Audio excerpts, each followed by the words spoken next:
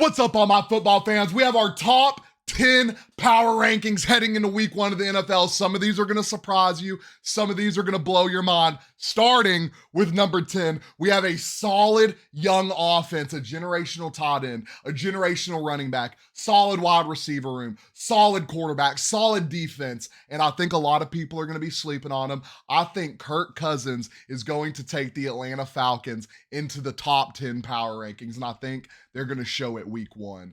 Get the Atlanta Falcons up there.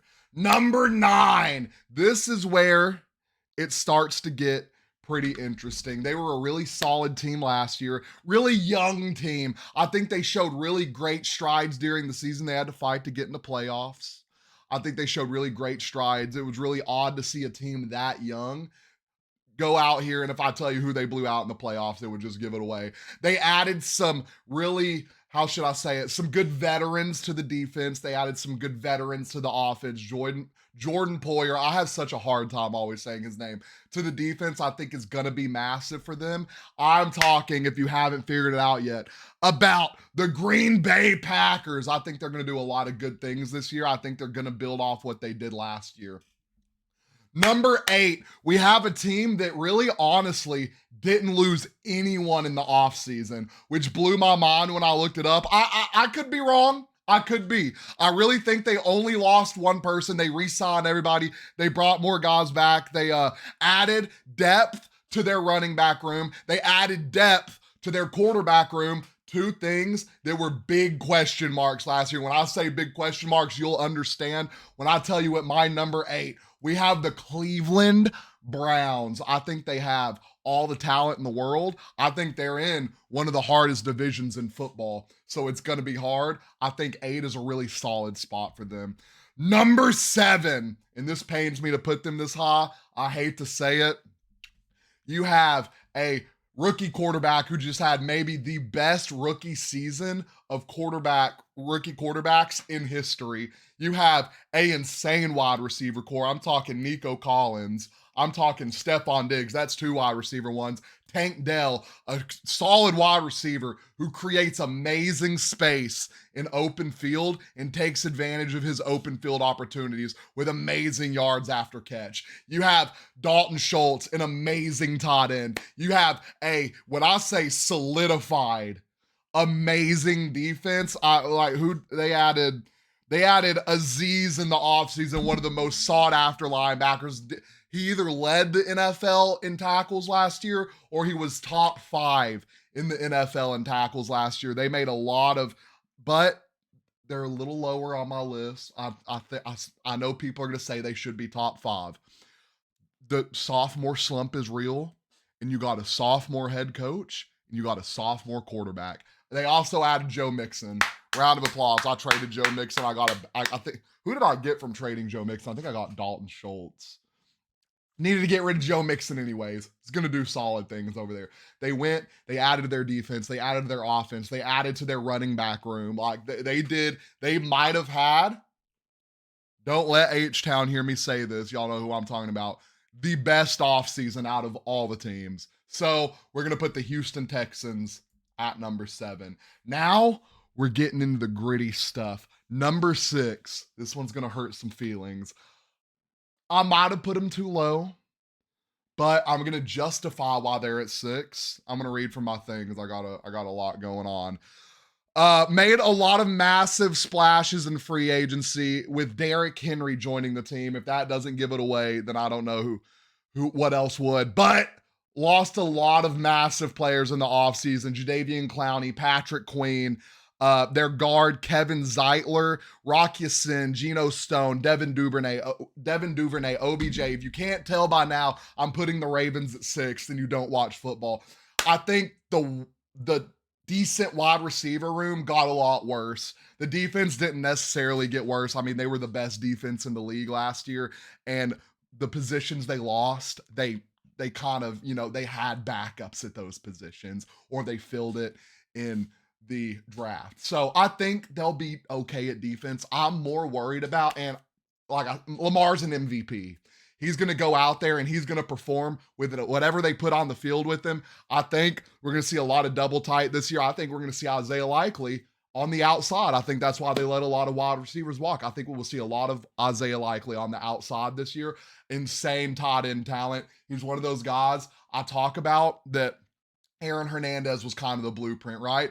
I can see Isaiah Likely could probably take it out the backfield. He can take it from the outside. He can take it from the inside.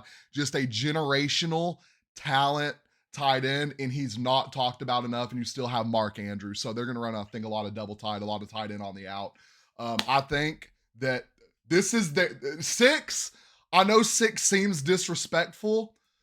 And week 1, we're going to find out because we got Chiefs and Ravens week 1. Round of applause for a solid week 1 game, by the way. This is going to be a revenge game, and this is automatically, I mean, Lamar goes out there and win this, contending for another MVP. Amazing quarterback, by the way. And I know I talk a lot about Lamar not being able to pass that good. He's passing to me. He's passing to Zay Flowers, and the next best thing is me. No, I'm absolutely kidding. Amazing team. I think 6 is their floor. And 1, I mean, their ceiling is insane. I think their ceiling is massive. I honestly think they'll end up with another wide receiver before the season starts or mid-season when they're contending. Number 5. I know some of y'all are going to be mad. There's not some teams on here. We have the Miami Dolphins. I put the Miami Dolphins above the Ravens, right? Because they just have a solid team, and I feel like they just sputter out at the end. If they cannot sputter out at the end, if they can deal with these injuries, they have a top insane. I mean, the speed on that team is ridiculous. Tyreek Hill, Jalen Waddle. Who else did they add? They added a lot to the defense. They bolstered their defense. They add a top linebacker in Jordan Brooks. They added Jordan. Oh, did the Dolphins add Jordan Poirier? I thought the Packers did.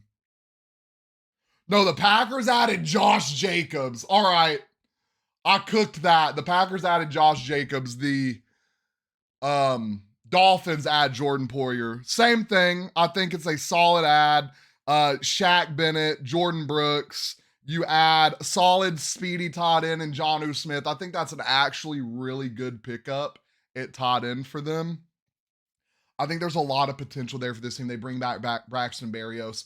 The thing they had a problem with last year was their defense, and they kind of went and addressed it.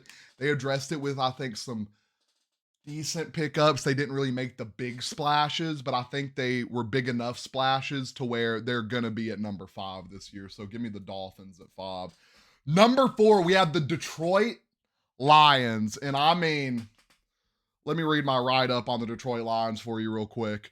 Went and filled the spot Chauncey Gardner-Johnson left with some youth that can hopefully step up and fill his shoes. I mean, he was injured last year, so I think it's not going to be hard to fill that spot.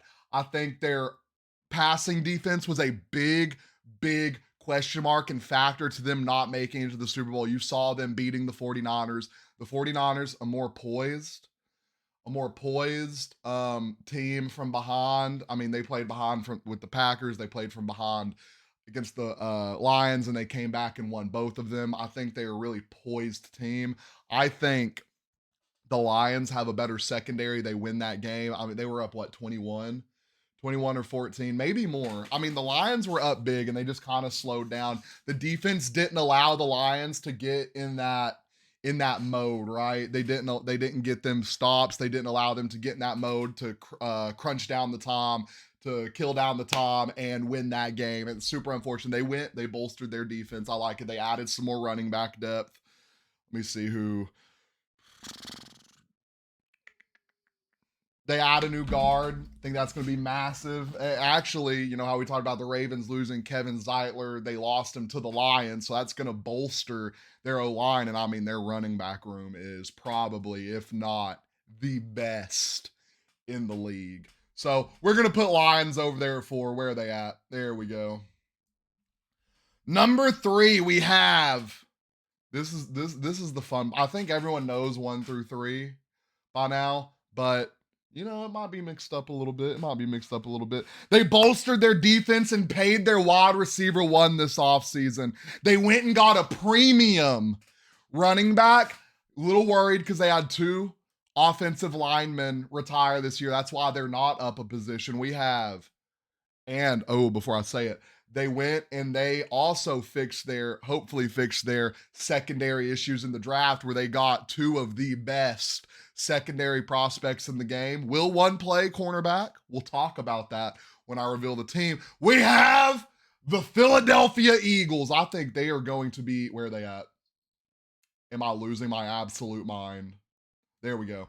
I think they're going to be an amazing team this year. I think 3 is the limit. I think 3 is the floor right now. I think them adding Saquon. I think them adding Cooper DeJean and I had the Quentin. What is it? Quentin Mitchell, solid cornerback. Cooper DeJean will probably play safety. It's a complexion thing, right? No, I'm just playing. Really, I mean, he could play on the outside if they want him to. I think he would be a solid safety. Here's why I think he would be a solid safety, guys, okay? He takes really good angles and he has really good tackling. He would be an amazing safety for the run defense. You roll him down, really solid safety. I think 3 is their floor. I think they have an amazing wide receiver room. I think they have an amazing run game. I think they have an amazing quarterback. O-line, if they fill it properly, which I think they will because they have an amazing GM that knows what he's doing, they'll be solid, amazing defense. They went and filled all their problems on their defense. So 3, we have the Philadelphia Eagles. At number 2, I think y'all can guess where we're going here, and I kind of wish I would have switched these around. We have the San Francisco 49ers. Where are they at? There we go. We have the San Francisco 49ers. Really didn't lose anything crazy. They're going to get Hufanga back. I think that's how you say that. And when I mean Hufanga was playing some amazing ball last season, I mean he was playing some amazing ball before he got hurt. They were just, by the end of the year, I felt like they were riddled by injuries. I feel like Brock Purdy doesn't have that switch to go win that big game. I guess we'll see. I think they have an amazing wide receiver room. They just added to it. If they can somehow just keep Debo this year, keep Ayuk. They drafted, oh my gosh, I forget his name. Really solid wide receiver out of Florida. I think they're going to have a lot of success. You keep Christian McCaffrey. Maybe we see Christian McCaffrey's load reduced a little bit this year. I'm going to have to look at their running back situation. Christian McCaffrey, a little banged up towards the end of the year. Still, wide receiver 1, running back 1, amazing running back, right? I mean, it's insane watching his family, absolutely just full of athletes, right? Just full of athletes. Brother plays on the Washington Commanders now. I think his sister's like a pro tennis player. His dad played in the NFL. His mom was like a pro tennis player or something. It's absolutely ridiculous. They absolutely just pop out athletes over there. I think that number 2, they're going to come out. They're going to come out hitting again. If they can stay healthy, it's going to be very interesting this year. And number 1, y'all already know, the Kansas City Chiefs. Hear me out. They've lost a lot this year. They're probably losing Rashee Rice, and they lost L'Jarius Sneed. Now, if any other team lost their wide receiver 1 and their cornerback 1 in the same offseason, I'd be like, yeah, they're cooked. But this is the Kansas City Chiefs. This is not every other team in the NFL. They know how to overcome adversity. They've been winning Super Bowls with people like me at wide receiver. I'm just playing. Shout out Juju Smith-Schuster. They won a Super Bowl with Juju. They won a Super Bowl with Rashee Rice as their number 1. Patrick Mahomes can absolutely do no wrong. Will they probably start off slow this year? As always, they'll get it together probably mid-season. The Raiders will give them one of those humbling losses, and I think we will honestly see them in another Super Bowl. So this is my official top 10 heading into week 1 of the NFL. 1, Kansas City Chiefs, 49ers, Eagles, Lions, Dolphins, Ravens, Texans, Browns, Packers, and to round out the top 10, the Atlanta Falcons. Let me know if you think I have anything wrong. Let me know if there's a team not up here you think should be up here. Let me know if there's a team up here that shouldn't be up here. Down in the comments. Don't forget, like and follow.